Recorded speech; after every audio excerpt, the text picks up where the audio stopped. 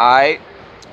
Yo, what's up? It's the one and only HipHopGamer, High 97. You see the belt, you see the champion, but that's the real champion. That's the real champion right there. Right here. Alright, first off, I gotta ask you, man, like, how did you get the name Mighty Mouse? Like, word. Yeah, it just, you know, training at my gym. I trained with a lot of bigger guys at the time. Okay. And I would just train with them like they were the same size or whatever. And then next thing you know, my coach was like, yeah, your nickname is Mighty Mouse. I mean, look at your ears, your structure. It's perfect. And I'm also a big fan of superheroes and stuff, so it just fit perfect. All right, cool, because, you know, I'm a kid growing up. Mighty Mouse is one of my favorite characters growing up, so I had to ask you that. Now, my next thing is, you're one of my favorite characters I love playing with in UFC too. See, I'm a hardcore gamer. I'm a video game journalist. So, do you play the game at all too? Do you play some of the games, man? I do not play UFC 2, but I do play Tekken 7. I did play... Hold up, wait. Hold up. You play Tekken 7? Yep.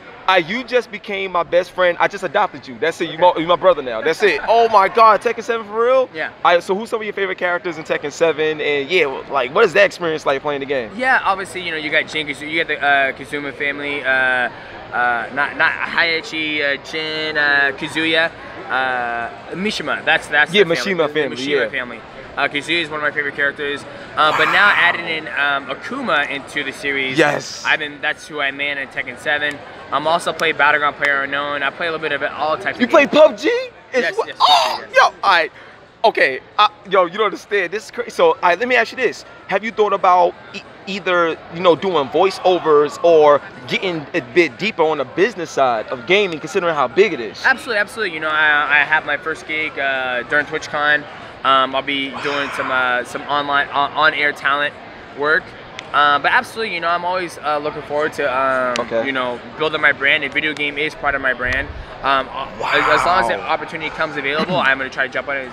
You know, jump on it. Yo, now I know this may sound like, you know, like kind of cliche, but I'm gonna be honest with you. Like, after the interview off camera, let's really connect, because this is what I do. This is my career. Like, my grandmother taught me how to play video games since I was 4. So this is what I do. I would love to work with you on some stuff. That would be great. So now the next thing is, one of my favorite shows is Power from 50 Cent, and, you know, Empire. Those shows is great, but I don't really see like some master martial artists on those shows. If you had an opportunity to be on Power or Empire or both, would you do it? Absolutely.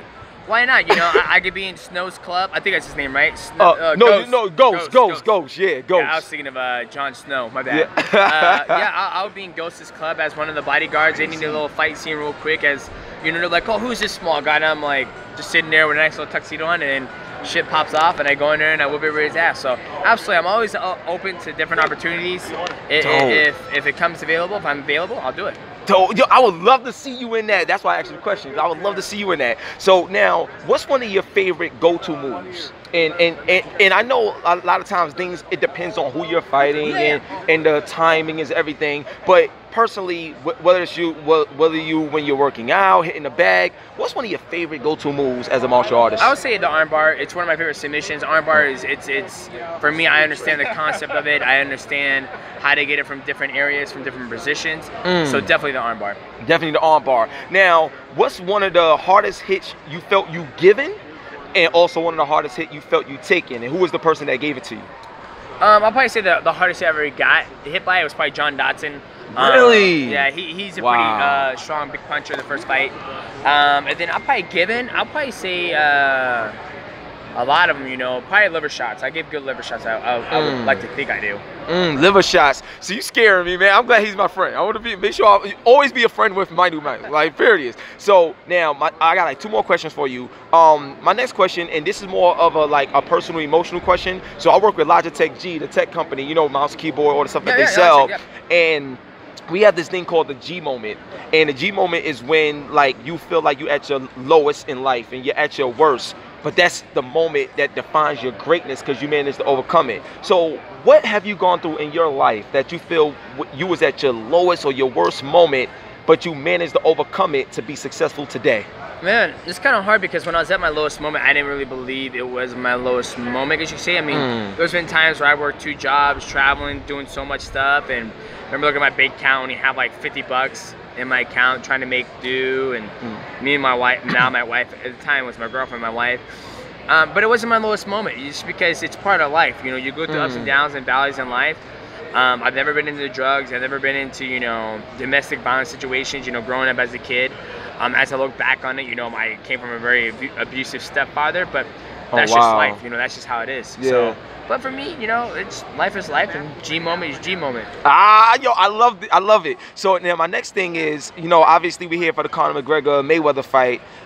In your honest opinion, like, how do you feel, you know, they match up against one another? And the reason why I say that is because I hear a lot of commentators talk about styles make fights, but this one it just seems like it's just gonna be some raw, rugged fighting. Like, that's the way it looks like it's gonna be. What's your take on it? I like this fight. I like this fight more in McGregor's favor because I think if you want to get McGregor tired, you have to push the pace. You got to be all over him. You gotta make him fight. And I think Mayweather doesn't bring that type of style. Mayweather's more of a technical tactician. Right. So I like McGregor in this fight, and I think he's gonna beat him. Wow, you think McGregor's gonna beat him? I hope so. Wow, that's gonna be crazy. If he doesn't, I don't know shit about boxing. So now my last question. I know I said that before, but this last question. Like, you are about to make history.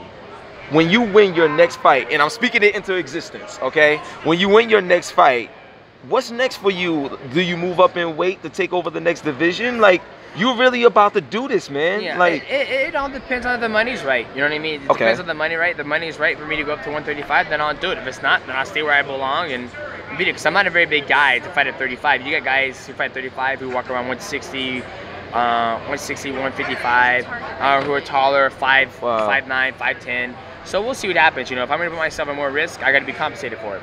Got you. Well, look, yo, Mighty Mouse, man, you are the truth. It was an honor, and I'm